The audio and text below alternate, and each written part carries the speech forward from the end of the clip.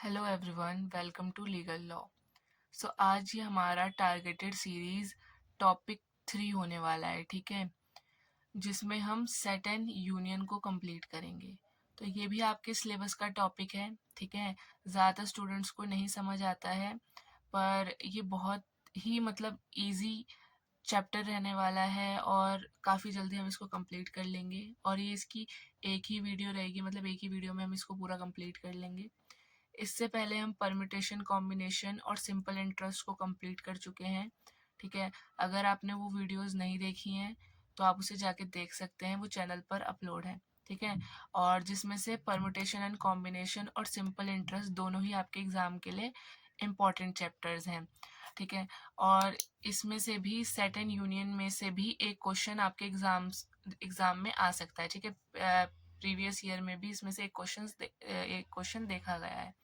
तो इसीलिए इस चैप्टर को अच्छे से समझते हैं, ठीक है। उसके बाद भी कोई डाउट हो तो आप कमेंट सेक्शन में पूछ सकते हैं। तो चलिए स्टार्ट करते हैं। तो इसमें सबसे पहले हम देखते हैं कि सेट एंड यूनियन को लिखने की दो फॉर्म्स होती हैं। पहली फॉर्म है रोस्टर फॉर्म, जिसको हम टेबुलर फॉर्म भी कहते हैं, और दूसरी है सेट बिल्डर फॉर्म, ठीक है। तो इसमें क्या डिफरेंस है, ये क्या होता है, वो हम एक एग्जाम्पल के साथ समझते हैं। तो यहाँ पे हमने एग्जाम्पल के लिए ये लिखा है स्कूल, ठीक है। अब आपके एग्जाम में ऐसा क्वेश्चन आ सकता है, और आया भी है, अगर आपने प्रीवियस ईयर देखे होंगे तो, कि स्कूल को हम रोस्टर फॉर्म में कैसे लिखेंगे। या तो ये आ जाएगा how to write school in set builder form, ठीक है। तो आपको इसके बारे में पता होगा तभी तो आप लिखोगे ना। तो इसके लिए हम पहले देखते हैं कि सेट एंड यूनियन में रिपीटिशन अलाउड नहीं होती है। अब इससे क्या मतलब हुआ, अब जैसे हमारा ये एग्जाम्पल है स्कूल का, ठीक है। यहाँ पे हम लिख लेते हैं, एग्जाम्पल है हमारा। एग्जाम्पल के लिए हमने स्कूल लिया है। अब इसमें डबल ओ आ रहा है, लेकिन जब हम इसको इनमें से किसी फॉर्म में लिखेंगे ना, तो ये डबल ओ सिंगल ओ ही सिंगल ओ ही लिखा जाएगा। हमें डबल ओ नहीं लिखेंगे, क्योंकि सेट और यूनियन में रिपीटिशन अलाउड नहीं होती है। और ये चीज़ आप इसलिए भी याद रख सकते हैं, क्योंकि अगर ऐसा क्वेश्चन आ जाए कि सेट एंड यूनियन में से ये कौन सी स्टेटमेंट सही है या ये कौन सी स्टेटमेंट गलत है, ऐसे भी क्वेश्चन कभी कभी आ जाते हैं। तो इसलिए आपको ये पता होना चाहिए कि इसमें रिपीटिशन अलाउड नहीं होती है, और ये दो फॉर्म के बारे में भी आपको पता होना चाहिए। अब हम इस एग्जाम्पल के साथ इन दोनों फॉर्म को देखते हैं कि इन दोनों फॉर्म में क्या डिफरेंस है, ठीक है। तो देखो, अगर हमें यही बोला जाता कि इसको हम लिखें रोस्टर फॉर्म में, ठीक है, write school in roster form, तो हम इसे कैसे लिखते। तो हम इसमें लिखते हैं ऐसे, इसको लिखने का यही तरीका होता है। अब स्कूल है, स्कूल में क्या क्या आ रहा है, एस आ रहा है, सी, एच, और रिपीटिशन अलाउड नहीं है तो हम एक ही ओ लेंगे, तो ओ और एल, ठीक है, और ये ब्रैकेट ऐसे बंद हो जाएगा। तो ये हो गई हमारी रोस्टर फॉर्म। अगर हमें कोई बोलेगा कि यहाँ तो हमने स्कूल लिया है, अगर यहाँ पे कुछ भी बोल देते कि किसी भी चीज को रोस्टर फॉर्म में लिखो, तो वो इसी फॉर्म में लिखी जाती। अगर कोई चीज रिपीट हो रही है तो वो एक बार ही लिखी जाएगी, और बाकी चीजें तो एक बार आ ही रही हैं, पर रिपीट वाली चीज एक ही बार लिखी जाएगी। दो ओ है तो दो बार नहीं आएंगे, एक ही बार आएंगे। इस चीज का ध्यान रखना, ठीक है। बार बार इसलिए बताया है क्योंकि इसमें मिस्टेक हो सकती है। जैसे कि ऑप्शन आ गया, कोई चीज रिपीट है, उसको उन्होंने रोस्टर फॉर्म में भी दो बार लिख दिया और आपने उसको टिक लगा दिया, तो वो चीज गलत हो जाएगी ना। इसलिए याद रखना कि अगर रिपीट हो रही हैं कोई चीजें तो वो एक ही बार लिखी जाएंगी। तो स्कूल हम कैसे लिखेंगे, मतलब इनके वर्ड्स में कॉमा लगा के इनको ब्रैकेट में प्रेजेंट कर देंगे। तो ये हो गई हमारी रोस्टर फॉर्म। अब हम समझते हैं सेट बिल्डर फॉर्म क्या होती है। हमारी सेट बिल्डर फॉर्म होती है, इसमें हम इन लेटर्स को ऐसे नहीं लिखेंगे जैसे हमने रोस्टर फॉर्म में लिखा है, ठीक है।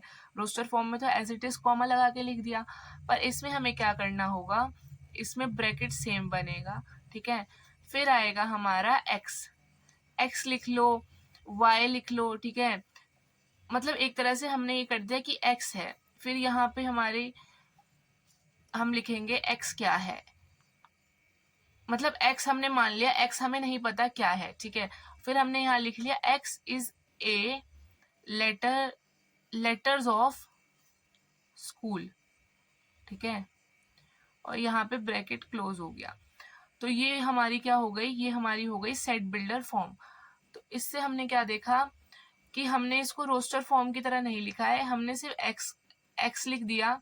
फिर हमने बताया कि एक्स क्या है, तो एक्स है लेटर ऑफ स्कूल, मतलब एक्स स्कूल के एक लेटर है, X is a letter of school. तो हमें सिर्फ इसमें इतना बताना था।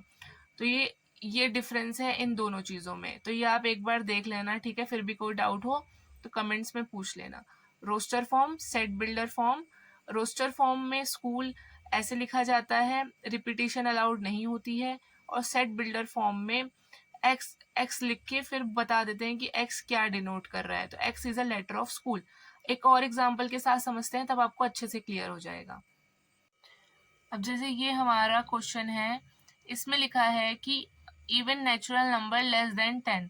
तो इसमें हमें इवन नेचुरल नंबर लिखने हैं जो कि 10 से कम है।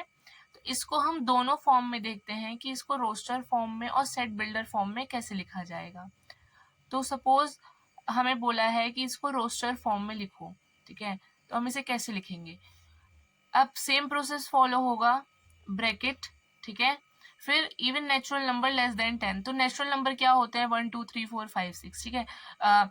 उसके बाद जितने भी चलते जाए वो मतलब पूरे काउंटिंग नंबर हमारे नेचुरल नंबर्स होते हैं, ठीक है। पर हमें इसमें इवन नेचुरल नंबर बोला है, ठीक है। और लेस देन 10, तो हमारा पहला इवन नेचुरल नंबर क्या है, 2 है, फिर 4 है, 6, देन 8, ठीक है। उसके बाद हम आगे नहीं लेंगे क्योंकि वो 10 आ रहा है।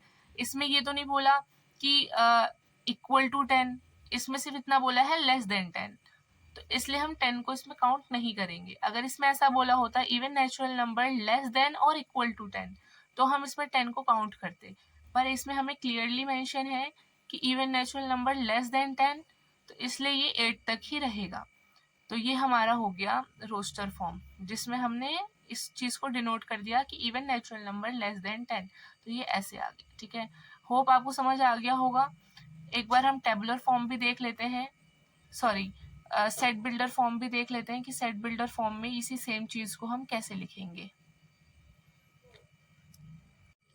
इसमें भी सेम प्रोसेस फॉलो होगा जैसे हम पीछे करके आए हैं, ठीक है। यहाँ पे हम पहले x लिखेंगे, फिर हम बताएंगे x क्या है। तो x is an even natural number, ठीक है। जो है x वो हमने बता दिया। फिर एक और कंडीशन है इसमें कि x जो है वो लेस देन 10 है, फिर हमारा ब्रैकेट क्लोज हो जाएगा। तो ये समझ आ गया होगा आपको कि रोस्टर फॉर्म में हम उसी चीज़ को एज इट इज़ एक्सपेंड करके लिखते हैं, और सेट बिल्डर फॉर्म में हम उसको राइटिंग में लिखते हैं कि हम क्या उसको कहना चाह रहे हैं, ठीक है। जैसे कि हम x मान लेते हैं किसी भी चीज़ को, और फिर ये बता देते हैं कि x क्या है। तो वो क्वेश्चन में जो भी मेंशन होता है उसको हम यहाँ पे लिख देते हैं, ठीक है। तो यहाँ से हमारी ये रोस्टर फॉर्म और सेट बिल्डर फॉर्म आप लोग को क्लियर हो गई होगी। अब हम नेक्स्ट देखते हैं कि इसमें और क्या इम्पोर्टेंट है।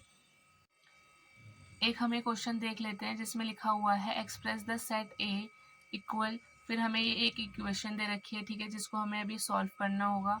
फिर लिखा हुआ है वेयर एन, और ये हमारा डिनोट का साइन है, ठीक है। N N denote N, N मतलब नेचुरल नंबर, ठीक है। और जहाँ पे एन जो है वो लेस देन है 5 के, और इसमें हमें बोला है कि इसे रोस्टर फॉर्म में लिखो।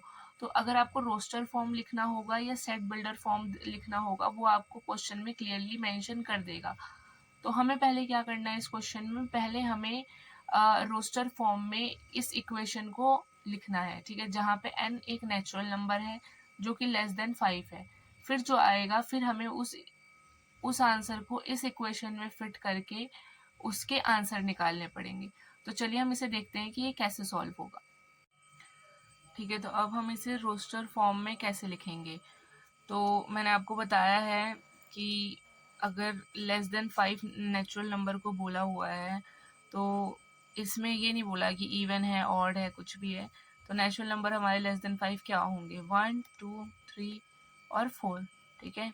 तो हमने ये सिचुएशन सेटिस्फाई कर ली, 4 तक है। अगेन इसमें इक्वल नहीं है तो हम 4 तक ही लिखेंगे। अगर इसमें ऐसा होता लेस देन 5 और इक्वल टू 5, तो हम यहाँ पे 5 को इंक्लूड करते, पर यहाँ पे सिर्फ लेस देन 5 लिखा है तो हमने 4 तक। फिर हमारा ये आ गया 1 2 3 4, तो n की वैल्यू ये आ गई, ठीक है। n की वैल्यू 1 भी है, 2 भी है, 3 भी है, 4 भी है। अब हमें एक इक्वेशन दी है कि 2n स्क्वायर माइनस 1। तो अब हम इसे कैसे सॉल्व करेंगे? इसमें ये तो नहीं बोला ना कि कौन से n की वैल्यू लिखनी है, तो हम इसमें सारे n को पुट करके रखेंगे, फिर उसको हम सॉल्व करेंगे कि इसका क्या आंसर आएगा, ठीक है।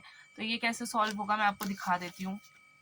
देखो, यहाँ पे हमने इसको ऐसे सॉल्व कर लिया, ठीक है। फिर उसके बाद हमारी ये क्या वैल्यू आई है, हमने एक बार n को 1 माना है, तो अगर हम n को 1 मानेंगे तो ये 2n स्क्वायर माइनस 1 है, तो अगर हम 1 का स्क्वायर करेंगे तो 1 ही रहेगा, तो यहाँ पे आ जाएगा 2 माइनस 1, जो कि हमारा आंसर आ गया 1। फिर हम n को 2 मानेंगे जब, तो यहाँ पे हम n मतलब n को हमने 2 माना है, तो 2 का स्क्वायर करेंगे 4 आएगा। 2 इंटू 4 कितना होगा? 8 होगा। 8 माइनस 1 कितना आ गया? 7 आ गया। फिर हम यही सेम प्रोसेस करेंगे, यहाँ पे 3 का स्क्वायर कर लेंगे, 9 आएगा। 2 इंटू 9 18 होगा। 18 माइनस 1 17 आया। 4 का स्क्वायर 16, फिर 16 2 से 32 माइनस 1 31। तो अब हमारी जो रोस्टर फॉर्म की वैल्यू आ गई हैं वो आई है हमारी 1 7 17 और 31, ठीक है। तो ये हमारा ऐसे सॉल्व हो गया। एक बार आप इसे खुद सॉल्व करके देखना, और फिर भी ना समझ आए तो कमेंट्स में पूछ लेना, ठीक है। और ये क्वेश्चन आपका होमवर्क है, इसको सॉल्व करके इसका आंसर कमेंट सेक्शन में बताना। कन्वर्ट इन रोस्टर फॉर्म, जिसमें है x is a prime number less than 20। तो अगर आपको ये याद आ रहा होगा तो ये अभी हमने ऊपर पढ़ा था, ये सेट टेबुलर फॉर्म है, ठीक है। सेट टेबुलर फॉर्म में आपको कोई क्वेश्चन दिया हुआ है, उसको आपको रोस्टर फॉर्म में कन्वर्ट करना है। तो x is a prime number less than 20, इसको आप रोस्टर फॉर्म में कैसे कन्वर्ट करोगे, मतलब इसका ये कैसे लिखा जाएगा, वो आप कमेंट सेक्शन में इसका आंसर बता देना, ठीक है। अब हम अपना नेक्स्ट क्वेश्चन देखते हैं। नेक्स्ट हमारा इसमें कुछ साइंस याद करने के लिए है। जैसे कि हमने ऊपर देखा था, वहां पे हमें ऐसा लिखा हुआ था ना कि n, और ये साइन, ये मैंने आपको बताया था, ये डिनोट का साइन है, ठीक है, और ये कैपिटल N, ठीक है। तो इसमें जो हमारा ये कैपिटल N है वो किस चीज को डिनोट कर रहा है? अगर सिर्फ क्वेश्चन में ऐसे लिखा आ जाए स्मॉल n मतलब नॉर्मल नंबर, और फिर ये तो डिनोट है, ये आपको बताया मैंने, और ये तो ये कैपिटल N का मतलब है नेचुरल नंबर। तो यही साइन हमें कुछ देखने हैं, एक दो बार पढ़ लेना, याद हो जाएंगे। जैसे कैपिटल N है तो इसका मतलब है ये है नेचुरल नंबर, ठीक है। Z है तो इसका मतलब है इंटीजर्स। इंटीजर्स क्या होते हैं? जीरो और नेगेटिव, मतलब और पॉजिटिव जितने भी नंबर होते हैं वो हमारे इंटीजर होते हैं। फिर उसके बाद n याद करना, z याद करना, ठीक है, इंटीजर हो गया। अब z प्लस है, ये एक बार बस देख लेना, इसमें सिर्फ पॉजिटिव पॉजिटिव जो इंटीजर्स हैं वही आएंगे। फिर आता है हमारा क्यू आता है, क्यू डिनोट कर रहा है रेशनल नंबर को, ठीक है। अब आपको पता है रेशनल नंबर क्या होते हैं, तो जिसमें हमारे रेशनल नंबर क्या होते हैं, p अपॉन क्यू, और जहाँ पे q है वो नॉट इक्वल टू 0 होता है, ठीक है। फिर हमारा r है, r रियल नंबर को डिनोट कर रहा है, ठीक है।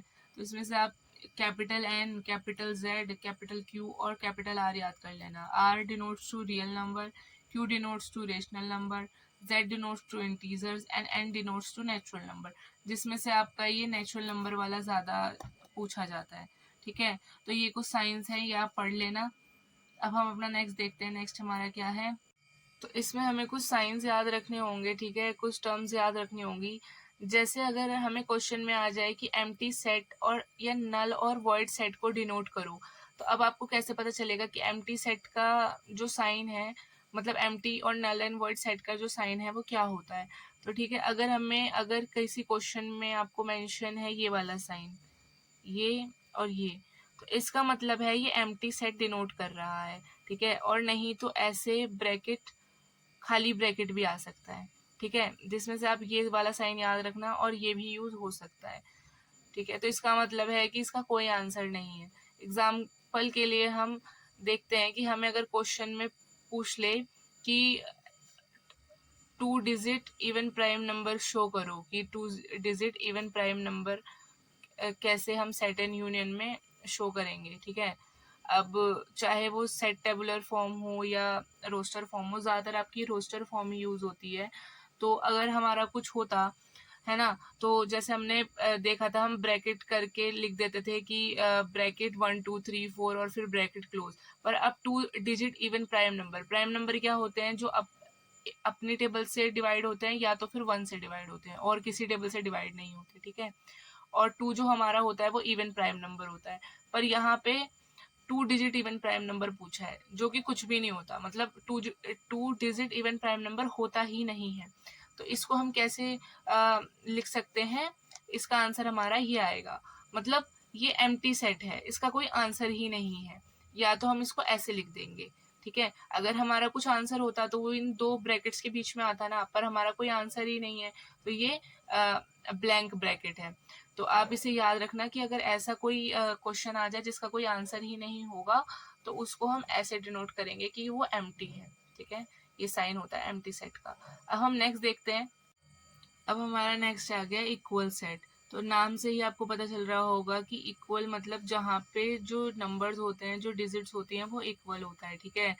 तो इक्वल सेट्स को हम क्या कह सकते हैं, हैविंग सेम एलिमेंट्स। जहाँ पे इसके एलिमेंट्स सेम होंगे वो हमारा होगा इक्वल सेट, ठीक है। अब इसमें हमारी दूसरी चीज़ है कि ऑर्डर सेम ना भी हो तो भी चलेगा, ठीक है। Order not necessarily same. तो इससे हम क्या समझते हैं, देखो, मतलब एलिमेंट सेम होने चाहिए, ठीक है। एलिमेंट सेम होने चाहिए, पर अगर उनका ऑर्डर सेम ना हो तब भी वो चल सकता है। एक एग्जांपल से देखते हैं। यहाँ पे हमें दिया हुआ है 1 2 3 और 4, ठीक है। अब यहाँ पे जो हमें दिया है वो दिया है 4 1 3 और 2, ठीक है। अब आप इसे क्या करोगे, इसको इक्वल बोलोगे या नहीं बोलोगे। तो हमने देखा है हमारी इक्वल सेट की जो कंडीशन होती है वो है हैविंग सेम एलिमेंट्स। तो क्या इसमें सेम एलिमेंट्स है, 1 2 3 4 1 3 2 4, तो ठीक है, ये भी सेम ही है, यहाँ पे भी सेम लिखा है। अब लेकिन इसका ऑर्डर सीक्वेंस में है, इसका ऑर्डर सीक्वेंस में नहीं है। पर हम देखते हैं इसकी दूसरी कंडीशन होती है ऑर्डर नॉट नेसेसरीली सेम। चाहे ऑर्डर सेम हो चाहे ना हो, पर एलिमेंट सेम है तो वो इक्वल सेट्स होंगे, तो ये इक्वल माने जाएंगे, ठीक है। तो ये हमारा हो गया इक्वल सेट का एग्जाम्पल। आपको समझ आ गया होगा यहाँ तक। अब हम इसका देखते हैं कि इसमें नेक्स्ट क्या हो सकता है। देखो, अब हमारा है सब सेट्स, जो कि हमारा सेट एंड यूनियन का इम्पोर्टेंट पार्ट है, ठीक है। इसमें से ज़्यादा चांसेस हैं कि ऐसे क्वेश्चंस आपसे एग्जाम में पूछे जा सकते हैं। तो सबसे पहले हम सबसेट का साइन देखते हैं कि सबसेट को हम कैसे डिनोट कर सकते हैं। तो ये जो साइन है ना, ये सी टाइप का साइन जो है, ये हमारा सबसेट का साइन है, ठीक है। तो अगर ऐसा लिखा हो ए बी, ठीक है, तो हम इसको कैसे बोलेंगे, A is the subset of B, ठीक है। और ऐसे भी लिखा जा सकता है, ठीक है। तो इसका क्या मतलब है, B is the subset of A. अब हम देखते हैं कि सबसेट आखिर में होता क्या है, ठीक है। तो अगर हम बोलेंगे A is the subset of B, तो इसका मतलब है जो ए के एलिमेंट्स है ना वो बी में है, ठीक है। पर इसका ये मतलब नहीं है कि बी के एलिमेंट भी ए में होंगे, क्योंकि हमने यहाँ पे सिर्फ ये बात करी है कि A is the subset of B, तो जो ए के एलिमेंट है वो बी में होंगे, ठीक है। और यहाँ पे आ गया B is the subset of A, तो बी के जो एलिमेंट्स हैं वो ए में होंगे। अगेन इसका ये मतलब नहीं है कि ए भी बी का सबसेट होगा, कि ए के भी एलिमेंट बी में होंगे। थोड़ा कंफ्यूजिंग है, पर एक एग्जाम्पल के साथ समझेंगे तो समझ आ जाएगा, ठीक है। तो इसको हम एग्जाम्पल से देखते हैं। तो सबसेट का आप देख लेना कि हैविंग सेम एलिमेंट्स, ठीक है। जैसे A is the subset of B, तो A is having same element as B, ठीक है। तो एग्जाम्पल से देखते हैं। यहाँ पे हमारा ए है जिसमें हमें दिया हुआ है 1 और 3, ओके। और फिर हमारा है बी जिसमें हमें दिया हुआ है 1 2 3 5 और 9, ओके। तो अब हम क्या कहेंगे इसमें, अब ए में हमारा आ रहा है 1 और 3। अब हम देखेंगे क्या बी में 1 और 3 है, तो हाँ, बी में 1 और 3 है। तो हम क्या बोलेंगे कि A is the subset of B, ठीक है। हमने अभी देखा कि A is the subset of B, मतलब A is having same elements as B, ठीक है। पर हम ये नहीं बोल सकते कि बी भी सबसेट है ए का। क्यों नहीं बोल सकते, क्योंकि बी के पास जो एलिमेंट्स हैं लाइक 2 5 9 वो ए के पास नहीं है, ठीक है। ए के पास सिर्फ 1 और 3 है जो कि बी के पास है। तो A is the subset of B but B is not the subset of A। तो ये बात आप ध्यान रखना कि जो यहाँ है उसके एलिमेंट इसमें होने चाहिए, ठीक है। पर अगर नेक्स्ट हम देखते हैं, अगर यहाँ पे ऐसा होता, हमने यहाँ पे B का बना लिया था 1 2 3 5 9, हम A का दोबारा बनाते हैं। A का यहाँ पे लिखा है 1 2 3 9 5, ठीक है। तो अब इस कंडीशन में क्या होगा, जो B के पास है वो ही A के पास है, ठीक है। तो हम यहाँ पे लिखेंगे A is the subset of B, ये भी करेक्ट है। और अगर हम लिखेंगे B is the subset of A, तो ये भी करेक्ट है, ठीक है। तो इसको आप एक और बार देखना, नहीं समझ आए तो एक बार रिपीट में देखना, आपको समझ आ जाएगा, ठीक है। मैंने अपनी साइड से फुल ट्राई करा है कि आप लोगों को इजी से इजी तरीके से समझा पाऊँ, और शायद आप लोगों को समझ आ भी गया होगा। फिर हम नेक्स्ट देखते हैं कि इसमें नेक्स्ट क्या आ सकता है। देखो, तो क्वेश्चन ना एक ऐसा भी आ सकता है कि ऐसी हमें इक्वेशन दे दी जाए या ऐसा कुछ लिखा हुआ दे दिया जाए जिसमें लिखा है A इक्वल है ABC। तो ये एक हमें क्वेश्चन में दे दिया, ठीक है। अब बोले कि इसके कितने सबसेट हो सकते हैं, ठीक है। तो ये हम कैसे निकालेंगे, हाउ टू फाइंड सबसेट। इसको सॉल्व करने की जगह, किसी भी तरह सॉल्व करने की जगह, इसका एक फॉर्मूला है 2 और n। मतलब n क्या है, n ये है। तो जो भी जितने भी ये लेटर्स होंगे, जितने भी ये मतलब एलिमेंट्स होंगे, वो n बन जाएंगे। अब लाइक ये क्वेश्चन है, अब इसमें लिखा है, ये दे के लिखा है find subset of this equation, ठीक है। तो हमने देखा A B C कितने एलिमेंट्स है, 3 एलिमेंट्स है। तो ये अगर हम फॉर्मूला इसमें पुट करेंगे तो 2 की जो पावर हो जाएगी वो 3 में चली जाएगी, मतलब 2 क्यूब हो जाएगा। तो इसका आंसर आएगा 8। तो इस इक्वेशन के 8 सबसेट बन सकते हैं, ठीक है। ये हमारा आंसर हो गया। तो आप इस फॉर्मूला को याद रखना, ठीक है। अगर आपको किसी भी क्वेश्चन में ये पूछ लिया जाए कि इसके सबसेट फाइंड करो, तो उसके एलिमेंट्स गिन के 2 की पावर लगा देना और उसको सॉल्व करके आपके उतने सबसेट आंसर में आ जाएंगे, ठीक है। तो अभी तक हमने देखा कि सेट्स क्या होते हैं। अब जो हमारा नेक्स्ट इम्पॉर्टेंट रहेगा हमारे एग्जाम के लिए वो है सेट यूनियन। तो अब हम देखते हैं सेट यूनियन क्या होता है। तो पहले तो हम देखते हैं इसे कैसे डिनोट करेंगे। तो इसका साइन होता है ये यू की तरह, ठीक है। तो अगर हम ऐसे लिखेंगे ए और ये साइन लगाएंगे, फिर बी लिखेंगे, तो हम इसको बोलेंगे A is the union of B. इसका मतलब क्या हुआ कि सेट यूनियन का मतलब क्या होता है, a set contain all elements that are in either A or B और इन बोथ, ठीक है। कोई भी ऐसा सेट जो कि ऐसे एलिमेंट कंटेन कर रहा है जो कि या तो बी में है या तो बी में है या तो ए में है या तो दोनों में है, ठीक है, उसको हम कहेंगे सेट यूनियन। एक एग्जाम्पल के साथ हम इसे समझते हैं। इसमें क्या बोला है, हमें ये दिया है 1 2 3, ठीक है, फिर यूनियन 3 4 और 5, ठीक है। तो अब इसका आंसर क्या आएगा, इसको सॉल्व करके क्या लिखेंगे, मतलब हमें क्वेश्चन में बोला है कि इसका यूनियन करके बताओ कि क्या आंसर आएगा। तो 1 2 3 और 3 4 5 का यूनियन करके क्या आंसर आएगा। तो आप लोगों को ये चीज़ पता होगी कि रिपीटिशन तो अलाउड है नहीं, ठीक है। तो अगर अगर 3 इधर भी है और इधर भी है तो ये रिपीट में तो नहीं लिखा जाएगा, ये आपको मैंने पहले ही बता दिया था। तो इसका यूनियन करके आंसर आएगा 1 2 3 4 और 5, ठीक है। मतलब एक तरह से हमने इनका यूनियन कर दिया, इनको जोड़ दिया, तो हमारा ये आंसर हो गया। तो अगर ऐसा कभी भी क्वेश्चन आए कि 1 2 3 का सेट दिया हुआ है और 3 4 5 का सेट दिया हुआ है और बीच में यूनियन का साइन है, तो इनको मिला के लिख दो, तो वही हमारा आंसर हो जाएगा, ठीक है। फिर हमारा नेक्स्ट आता है सेट इंटरसेक्शन, ठीक है, सेट इंटरसेक्शन। अब सेट इंटरसेक्शन का हम पहले साइन देखेंगे कि सेट इंटरसेक्शन का साइन क्या होता है। सेट यूनियन का साइन मत भूलना, ठीक है, बता दिया मैंने, ये सेट यूनियन का साइन है। अब सेट इंटरसेक्शन का साइन होता है ये, ठीक है, कहीं भी ये लिखा होगा तो इसका ये डिनोट कर रहा है सेट इंटरसेक्शन को। देखो, सेट और यूनियन में सिर्फ कुछ साइंस है, वही आपको याद रखने हैं, और ज़्यादा साइंस भी नहीं, थोड़े ही साइंस हैं, ठीक है।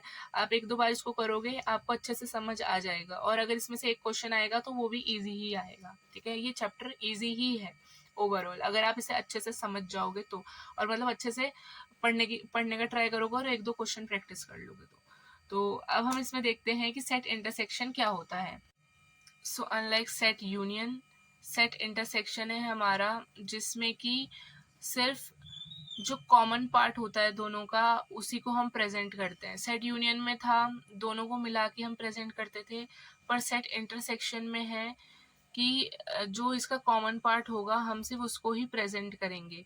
लाइक फॉर एग्जांपल हमें मेंशन है एक सेट है हमारा 1 2 3 का, ठीक है, फिर ये इंटरसेक्शन का साइन है और फिर यहाँ पे हमें लिखा हुआ है 3 4 और 5। सो हमने ऊपर देखा कि अगर ऐसा कुछ होता और यूनियन का साइन होता, ठीक है, तो हम उसको मिला के लिख देते, पर यहाँ हमारा था 1 2 3 और इंटरसेक्शन का साइन था और 3 4 5। तो इसमें हमने क्या करा है, contain that common part that present in both. तो इसमें कॉमन क्या है वो हम देखेंगे। तो आपको आपको दिख रहा होगा 3 इसमें कॉमन है, तो इसका आंसर आएगा सिर्फ 3। अगर सेट इंटरसेक्शन दे दें और अगर आपसे आंसर पूछे ना तो उसका कॉमन पार्ट लेंगे। सेट यूनियन दे दे आंसर पूछे तो उनको मिला के लिख देंगे। आई होप ये क्लियर हो गया होगा आपको। तो आगे हम चलते हैं। जो नेक्स्ट हमारा है वो है सेट कॉम्प्लीमेंट। तो सेट कॉम्प्लीमेंट क्या होता है, एक ऐसा सेट जो कंटेन करता है सारे एलिमेंट जो कि किसी एक सेट में नहीं है। जैसे कि ये इसका साइन होता है। लाइक फॉर एग्जांपल हमने यहाँ देख लिया ए और इसके ऊपर डैश है और ए और यहाँ पे एक डैश है, ठीक है, मतलब इन ये दोनों ही इसके साइन है, दोनों में से कुछ भी आ जाए। तो अगर ऐसा आ जाए ना, ठीक है, तो इसमें जैसे ए को दिया हुआ है, तो एक एग्जांपल हम इसका लेते हैं। यहाँ पे हमारा यू मतलब यूनियन करके हमें एक चीज़ दी है 1 2 3 4 5 6 7 8 9, मतलब जितना इन्होंने चाहा इन्होंने लिख दिया। फिर ए का इन्होंने सेट दिया है हमें 1 2 3, ठीक है, और इन्होंने बी का सेट हमें दिया है 2 3 और 5 9, ठीक है। पर हमें इसमें बोला है कि सेट कॉम्प्लीमेंट निकालना है किसका, ए का, मतलब ए डैश का। तो हम क्या करेंगे, हमारा जो आंसर आएगा ना वो आएगा कि इन सबको देख के जो ए का पार्ट है वो हमें गायब करना है। मतलब हमें सेट कॉम्प्लीमेंट में हमें ए डैश दिया हुआ है, मतलब हमें ए नहीं चाहिए इसमें, ठीक है। हम उसमें बी हो सकता है, यू के एलिमेंट्स हो सकते हैं, पर ए का एलिमेंट नहीं होगा। तो ये कैसे सॉल्व होगा, तो ये हमारा कैसे सॉल्व हो सकता है, हमसे ए डैश मांगा है, तो ए डैश होगा यू माइनस ए, ठीक है। u माइनस ए का क्या मतलब हुआ, u में से हम a माइनस कर देंगे तो a के जो एलिमेंट्स हैं वो गायब हो जाएंगे। लाइक 1 2 3, तो 1 2 3 हट जाएगा और 4 5 6 7 8 9 ये हमारा आंसर आ जाएगा। तो a डैश का आंसर होगा 4 5 6 7 8 9। तो मतलब चाहे वो एलिमेंट बी में ही क्यों ना हो, जैसे बी में 2 और 3 भी था पर वो ए में भी है ना, तो ए के सारे एलिमेंट हट जाएंगे और जो बचेगा वही हमारा आंसर है। अगर इसमें हमसे ए डैश ना पूछ के बी डैश पूछा होता, ठीक है, तो भी हम ऐसा होता, जैसे हमने यहाँ पे u माइनस ए करा है तो हम u माइनस बी कर देते। तो लाइक इसमें था 2 3 5 9, ठीक है, तो यहाँ से 2 3 और 5 9 हट जाता, हमारा जो आंसर होता वो होता 1 4 6 7 8, ठीक है। समझ आ गया होगा आपको, एक बार इसे अपने आप सॉल्व करके भी देखना। अब एक हमारी लास्ट चीज़ बचती है जो कि इसका एक फॉर्मूला है जो आपको हमेशा याद रखना है, वो मैं आपको करा देती हूँ, उसके बाद हमारा ये सेट एंड यूनियन कंप्लीट हो जाएगा।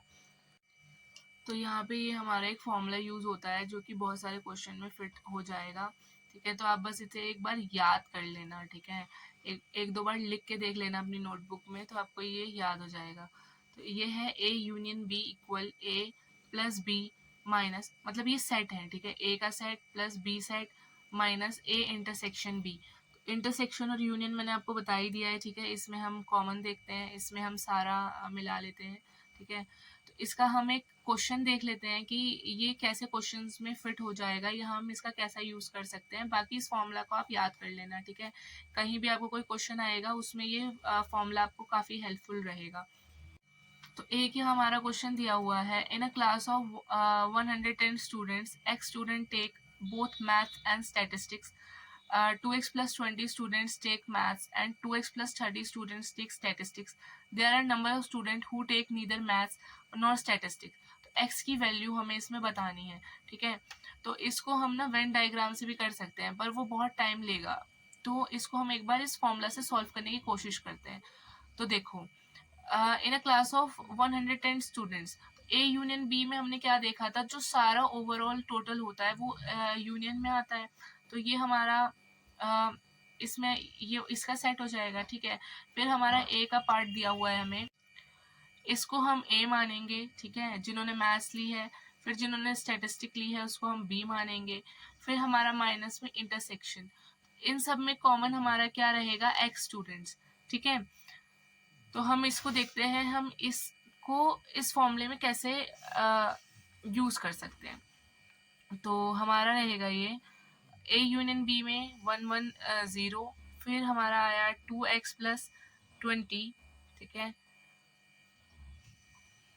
2x+20 plus 2x+30 minus x।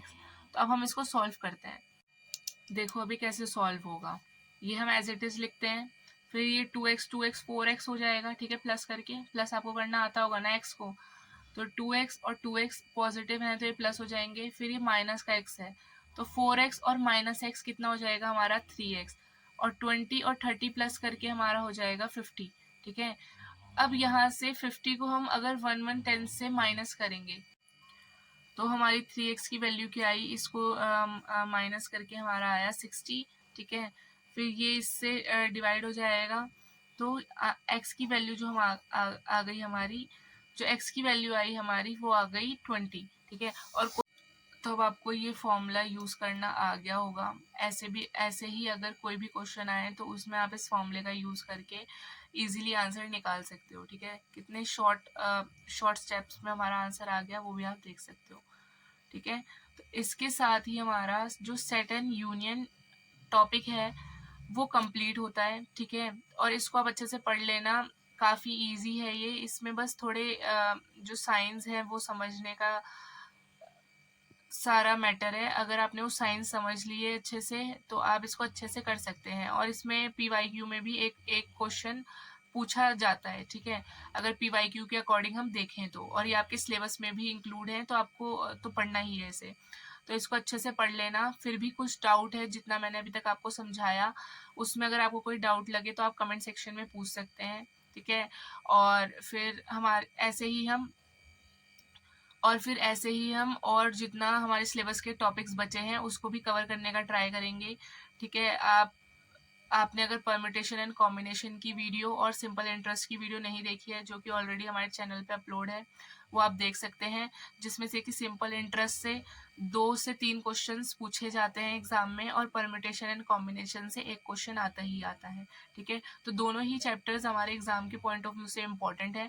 तो उनकी वीडियो अगर आपने नहीं देखी है तो आप उसे देख लेना जाके, और फिर सेट्स एंड यूनियन भी देख लेना। तो टोटल हमारे सिलेबस में से हम अभी तक 3 टॉपिक कवर कर चुके हैं, ठीक है।